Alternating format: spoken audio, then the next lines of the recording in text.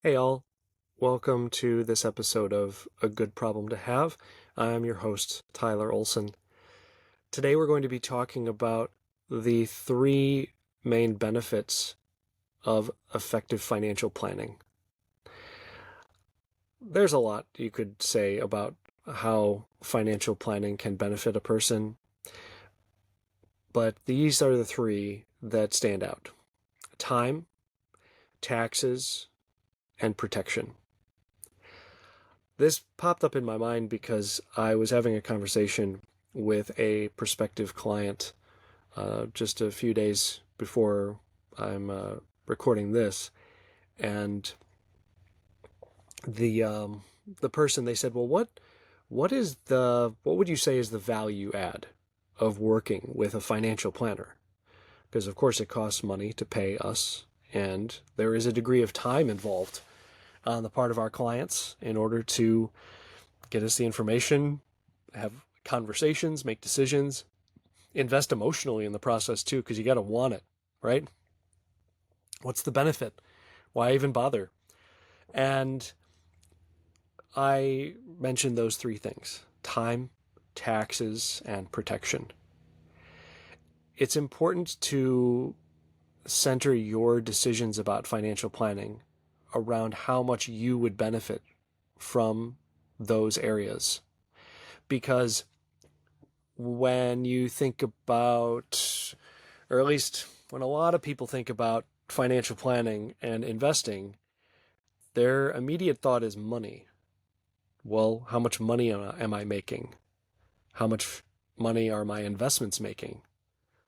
And that is certainly a relevant part of financial planning, because you want to be able to grow your money in line and in excess of the cost of living, so that you're at a point where in the future, hopefully, you don't have to continue actively working in order to pay for stuff. That's the that's the one of the logistical solutions that we hope to come to, right? So it's not to say that money is not involved. It certainly is. But you could argue, especially for those of you that are really into DIY investing, that there's not really any planning involved in just opening up an investment account and buying an index fund, right? You can just decide to do that. You can just you could just glaze over cash flow analysis and decide, I'm not going to invest very much time into investment allocation, and as in what types of investments am I going into? Am I picking US based, international based, bonds, stocks, um, size of company, whether they're small companies or big companies? I'm just going to buy the market. I hear a lot of doctors say that, and they're not wrong. There's a lot of validity to pursuing a passive and broad market based investing strategy. And so why in the world would you why in the world would you invest much time beyond that as a DIY investor? Why would you delve into financial planning if it's as simple as that? And to add to it, why in the world would you pay a financial planner to do that for you? Now, for those of you that are not DIY investors, even that act of figuring out which investment account to open and which index fund to buy and how much to buy, that might seem like, well, that in itself is worth it to be able to pay somebody. And there are people that do that because you're just not into investing. It seems overwhelming, and you're like, I need help with this. And that's really common. We work with people that have that need too.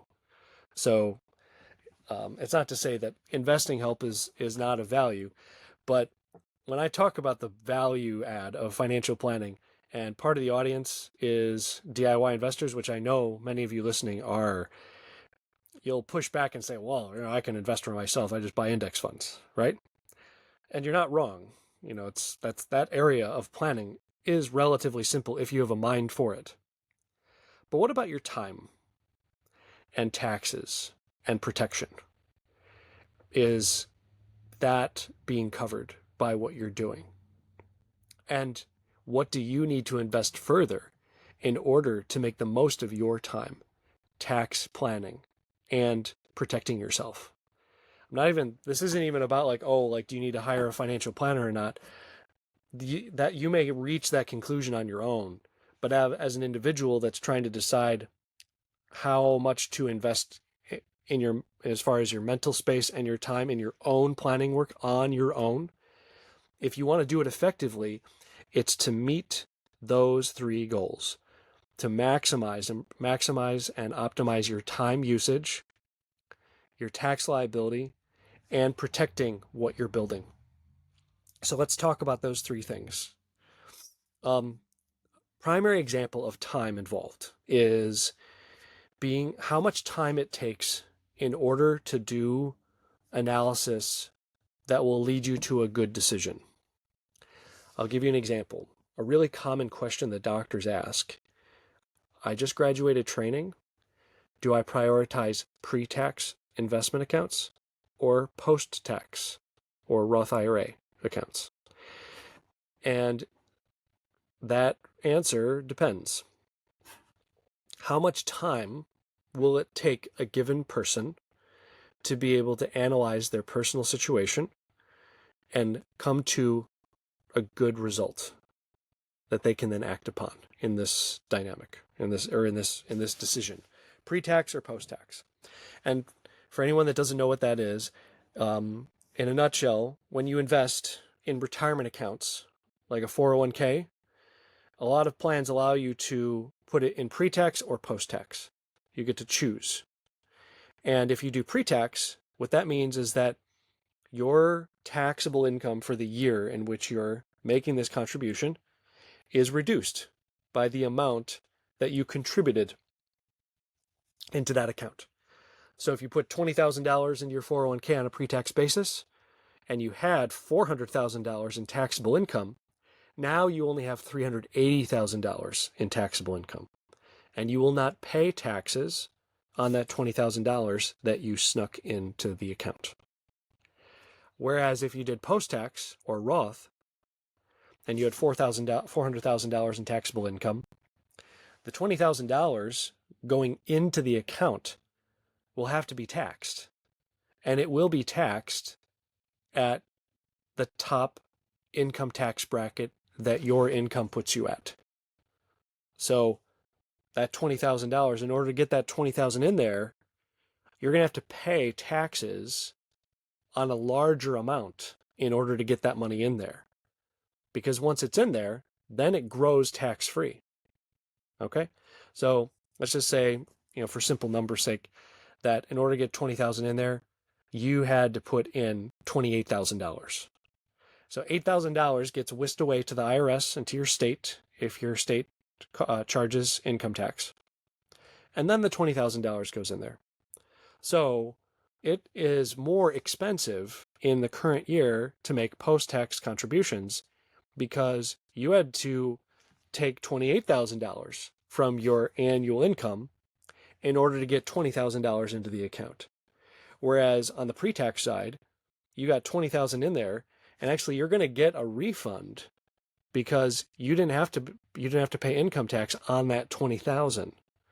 And so maybe you'll get something, on the order of like, now let's just say, $5,000 that would come back to you in the form of a refund because it came through your paycheck as if you were going to take it as income, but instead of it getting taxed and coming to you as a lesser amount, it went into that account on a pre-tax basis, and now you don't have to pay taxes on that $20,000 right now. You will later, though.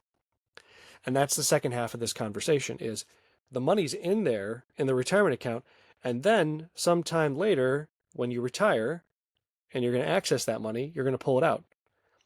If it was put in there as a pre-tax contribution, you're going to pay income taxes on the money as it comes out of the account. Whereas if you put it in on a post-tax or Roth basis when you put it in, you do not have to pay taxes when it comes out of the account during retirement.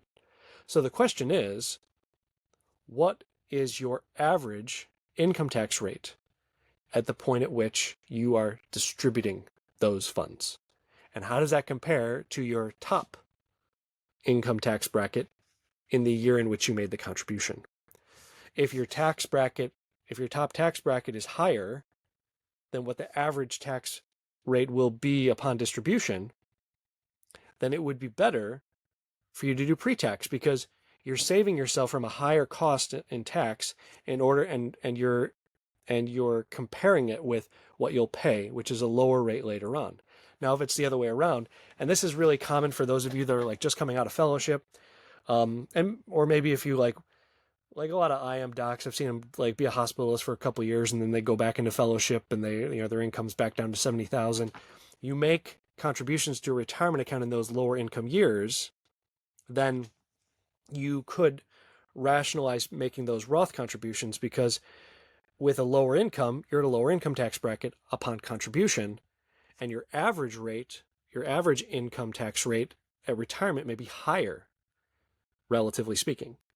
So then Roth or post-tax makes more sense. But now, I've been talking about this with you like it just rolls off my tongue, right? I have been doing this work for over 20 years. And so it's very easy for me to just like make these leaps. And it's my job day in and day out. I've invested a lot of time in order to get to this point. It largely helps me to do my job. If you are personally trying to decide how much time is it going to take me to be able to effectively come to a decision that I can feel I have solid footing on, it's really important for you to make that determination. Some people really love this stuff. And if that's you, you want to spend your evenings and your weekends checking out forums, talking to colleagues, comparing notes, doing analysis. Like, I mean, I love nerding out on this. That's why I do this job, but it is my job. It's not extracurricular. So it's a different situation. So you have to make sure that what you're doing is going to be worth your time to do so. If it's not worth your time, then you have two choices. You either don't do it, like you don't do the analysis, or you don't proceed with a given strategy because you're like, I don't have the time. I don't want to invest the time because I just don't think that the result is worth it anyway. I'm going to do something simpler that doesn't involve all this analysis and time. That's one route. And then the other is to outsource. If you work with a planner who's able to be like, okay, this is how you do it, and they explain it to you, and they apply it to your specific situation, they do it a million times faster because it's what we do every single day. And then you don't have to put in the time. And what can you do with your time instead?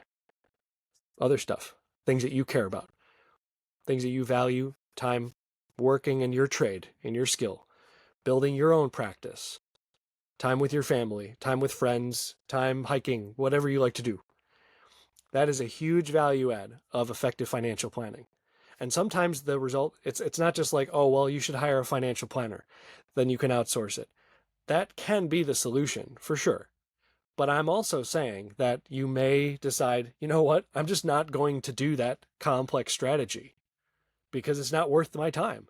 I don't want to hire it out. I don't want to outsource it. I'm just not going to do it at all. There's nothing wrong with that. There's a lot of things in financial planning, tax planning that are really complicated. And you may come upon them and realize this is too steep of a hill. I'm not going to do it, and I'll be fine without it. And it's really wise to be able to take the time to come to that determination. Second one, taxes. You ever look at a cash flow chart within financial planning software? I don't know if if you haven't done your own planning or worked with a planner, you may not know what I mean, but it's a flow chart that shows you, okay, this is your income and how it gets dispersed, living expenses, mortgage, taxes. Now, the whole graph is like this big. If you're on YouTube, you can see what I mean. It's like this big. Taxes is like this much of it. It's like not half, but close. It's a huge portion. It's a huge expense. And over your career, you're going to be paying a lot of taxes.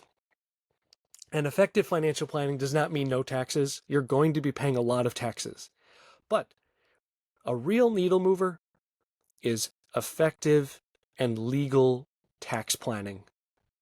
And so this is an area where I think most people really should outsource. You could do your own stuff if you really, really, really want to, but you're going to be spending a lot of time. So go back to point number one. Make sure that this is really how you want to spend your time. But if you don't, outsourcing tax planning is huge. This is probably where we spend, I'd say, at least 50% of our efforts and time with our clients, because that's where the work really can be. It can result in real differences in the outcome. Money saved, not just like on a one-time basis, but on a consistent basis. And tax planning, being able to save on taxes, we're not just talking about, well, how much can I save in taxes like this year? It needs to be looked at from a career-long standpoint, because a decision to save on taxes in a given year may result in some not so great decisions in the future. I'm going to give you two examples. First has to do with real estate. You may hear a lot of strategies about bonus depreciation or having a cost segregation study done in order to capture current year tax benefits. And they can be beneficial. They can help you to reduce your tax liability or even get money back, and that can feel great. But when you do that, you have to realize that that depreciation upon the sale of the property someday in the future will be recaptured. That means taxes later on. And so you have to, kind of like the pre-tax, post-tax comparison, you have to look at what is the cost and the benefit, and is it worth it to do that? What will be the consequence of doing so later on? What sort of impact will that have on your flexibility to sell, to liquidate, or to make changes in the future? So any sort of tax strategies, they need to be looked through the lens of long-term planning, because there is usually at least 2 points of contact that need to be addressed. Our second example is a really common decision that physicians working in academia have to decide. That's related to deferred compensation plans, or 457B plans. They're a supplemental plan alongside a 403B plan that I see at a lot of universities and other large institutions. They allow you to put in, for 2025, up to $23,500 on a pre-tax basis into an account that can grow. It can be invested. However, you have to monitor the long-term impact of that, because some of these deferred compensation plans will force a full liquidation upon severance of employment at that place. And that can be problematic, because if you work somewhere for 5, 6, 7 years and you're maxing it out, and you got like $150,000 in there now, and you're like, oh, this is great, but then you leave the employer and you didn't realize that one of the rules of this particular 457B plan would force a lump sum distribution in the year in which you left, that is going to create a massive tax bill for you. So the deductions that you were getting year in and year out for the first 6, 7 years, now all of a sudden all $150,000 is taxable in 1 year. And what does that do within the confines of a tax system that's based on marginal tax brackets? It stacks on top of the other income that you earned that year. And so you could inadvertently cost yourself more in taxes on the distribution than you benefited from on the contribution. So effective tax planning is really, really, really critical. It's a huge value of real financial planning. So as you look into these things, recognize that they are layered, they're complicated, and in this arena, you definitely need tax advice, unless you are a rare gem of someone that's just going to nerd out on the weekends and you really want to know. If that's you, by all means. But if it's not you, then you do want to outsource this. The third one, protection. And this is particularly unique for physicians because you are in a high liability situation, given your contact with people in their health and decisions, recommendations, and procedures potentially. You have to protect your personal assets, and there's lots of different things to consider. Insurance is one area. Account type is another.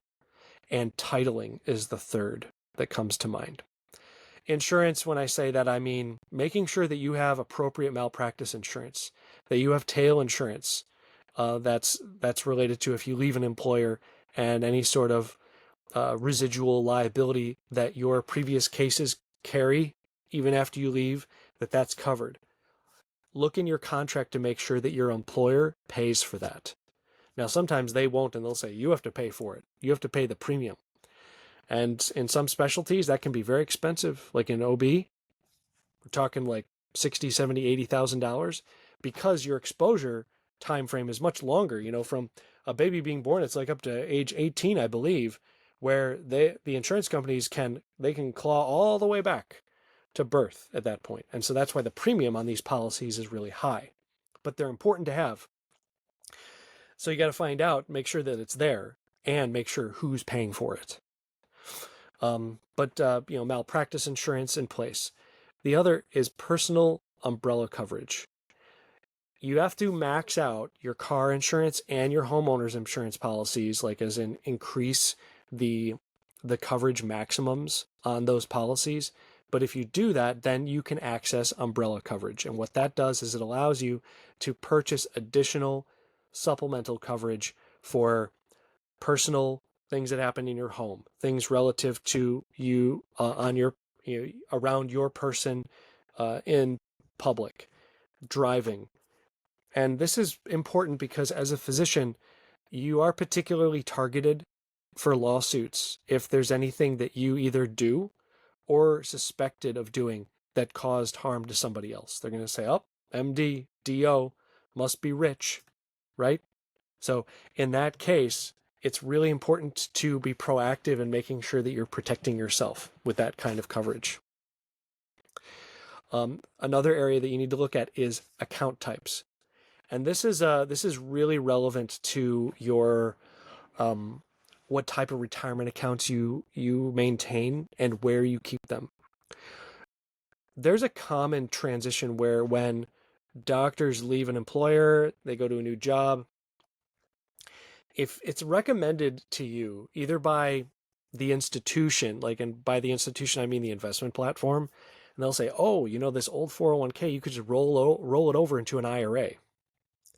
And they recommend that because then you stay on their platform. It's something that advisors can also recommend too. And sometimes the reason that they do that is because then they can manage the assets for you. And if their compensation is based on how much of your investments they're personally managing, that is a conflict. You got to be careful of that. There's a better solution in most cases, and that is roll it forward to your next employer's plan. This is relevant to protection because in 401k and 403b plans, those are ERISA plans. The only thing that can access those assets is divorce. So creditors, no matter what happens with liabilities, professional or personal, if you have assets in a 401k or a 403b, those are not touchable from creditors. But if you roll it over into an IRA, IRAs do not have that same protection. So you got to keep the assets up in those accounts if at all possible.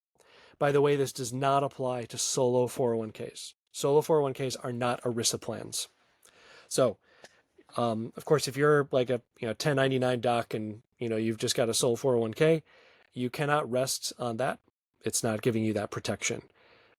If you have substantial assets, you may very well benefit from getting a but actually getting a fully established 401k plan in order to get your assets up into that higher level of protection.